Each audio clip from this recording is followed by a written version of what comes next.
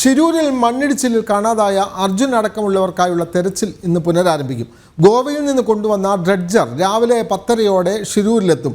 ഉച്ചയോടെ തെരച്ചിൽ പുനരാരംഭിക്കും.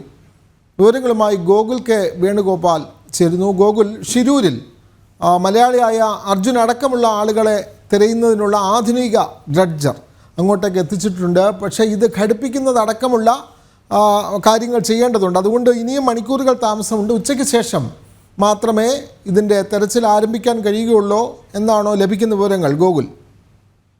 ആ രീതിയിലാണ് നമുക്കിപ്പോൾ ഷിരൂരിൽ നിന്ന് ലഭ്യമാകുന്ന വിവരം. ഈ ഡ്രഡ്ജർ ഉൾപ്പെടെയുള്ള സംവിധാനങ്ങളോട് കൂടിയിട്ടുള്ള ബോട്ട് ഒരു 10:30 11 മണിക്കും ഇടയ്ക്ക് ഈ ഷിരൂരിലെ അപകടം നടന്ന സ്ഥലത്തേക്ക് എത്തുമെന്നാണ് ഇപ്പോൾ നമുക്ക് മനസ്സിലാക്കാൻ സാധിക്കുന്നത്. അങ്ങനെ എത്തിക്കഴിഞ്ഞാൽ തന്നെ 3 മുതൽ 4 മണിക്കൂർ വരെ വേണ്ടിവരും ഈ ബോട്ട് ആ പ്രദേശത്ത് ഉറപ്പിച്ചു നിർത്താൻ. 2 തൂണുകളൊക്കെ ഉപയോഗിച്ചുകൊണ്ട് ഈ ടഗ് ബോട്ട് അവിടെ ഉറപ്പിച്ചു നിർത്തിയതിനു ശേഷം മാത്രമായിരിക്കും ഈ സോണാർ പരിശോധനയിൽ ലോഹത്തിന്റെ ഭാഗം കണ്ടെത്തി എന്ന് പറയുന്ന പ്രദേശത്ത് പരിശോധനകൾ ആരംഭിക്കുക.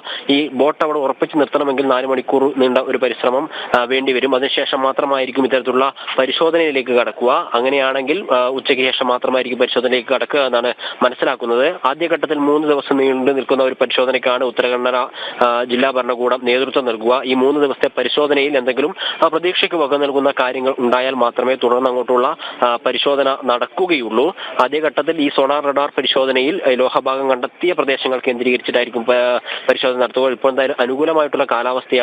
ഗംഗാവലി പുഴയിലെ ഒഴുക്ക് കുറഞ്ഞിട്ടുണ്ട്, അവിടുത്തെ ജലനിരപ്പ് താഴ്ന്നിട്ടുണ്ട്. അതുകൊണ്ട് തന്നെ ഈ പുഴയുടെ ഭാഗത്തായിട്ട് അടിഞ്ഞുകൂടിയിട്ടുള്ള മൺകൂനകൾ വളരെ വ്യാപ്തിയിലും വിസ്തൃതിയിലും നമുക്ക് കാണുവാൻ വേണ്ടി സാധിക്കുന്നുണ്ട്. അങ്ങനെ ഇപ്പോൾ ഈ ലോഹഭാഗം സ്പോട്ട് ചെയ്തിട്ടുള്ളത് ഈ മൺകൂനയുടെ ഒരു ഓരം ചേർന്നിട്ടാണ്, സൈഡിലാണ്.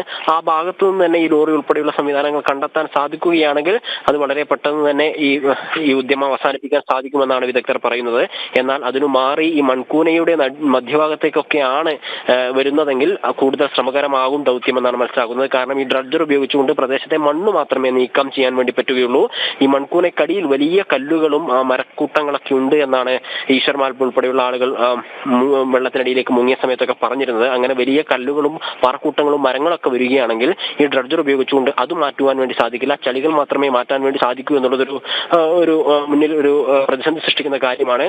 അതേസമയം തന്നെ ഈ സൈഡ് ചേർന്നിട്ടാണ് ഈ ലോഹഭാഗം സ്പോട്ട് ചെയ്ത ഭാഗത്ത് തന്നെയാണ് ഈ അർജുൻ ഉൾപ്പെടെയുള്ള ലോറി ഉള്ളതെങ്കിൽ ഈ 3 ദിവസത്തിനുള്ളിൽ എന്തെങ്കിലും ഒരു തീരുമാനത്തിലേക്ക് എത്താൻ വേണ്ടി സാധിക്കുകയും അതിനനുസരിച്ച് തുടർ നടപടികൾ സ്വീകരിക്കാൻ സാധിക്കുമെന്നാണ് അവിടെ നിന്ന് ഉത്തര കന്നഡ ജില്ലാ ഭരണകൂടം പറയുന്നത്. ഏതായാലും 10:00-ക്ക് ശേഷം 10:00-ക്കും 11 മണിക്കും ഇടയിൽ ഈ ഡ്രഡ്ജർ ഉൾപ്പെടെയുള്ള സംവിധാനം അങ്ങോട്ടേക്ക് എത്തുകയും ഉച്ചയ്ക്ക് ശേഷം തിരച്ചിൽ ആരംഭിക്കുകയും ചെയ്യുമെന്നാണ് ഇപ്പോൾ നമുക്ക് എവിടെ നിന്ന് ലഭിക്കുന്ന വിവരം. വിനോദം, തീർച്ചയായും കർണാടകയിലെ ഷിരൂരിൽ മണ്ണിടിച്ചിൽ കാണാതായ അർജുൻ അടക്കമുള്ള ആളുകളെ തിരയുന്നതിന് വേണ്ടിയിട്ടുള്ള നടപടികൾ ഊർജിതപ്പെടുത്തുകയാണ്. അങ്ങോട്ടേക്കുള്ള ആധുനിക ഡ്രഡ്ജർ ഗോവയിൽ നിന്നും അങ്ങോട്ടേക്ക് എത്തിക്കുകയാണ്. യന്ത്ര സാമഗ്രികൾ ഘടിപ്പിക്കേണ്ടതുണ്ട്. അത് ഘടിപ്പിച്ചു കഴിഞ്ഞാൽ ഉച്ചയ്ക്ക് ശേഷം തെരച്ചിൽ ആരംഭിക്കും എന്നുള്ള വിവരങ്ങളാണ് ഗൂഗിൾ കെ വേണുഗോപാൽ പങ്കുവെക്കുന്നത്.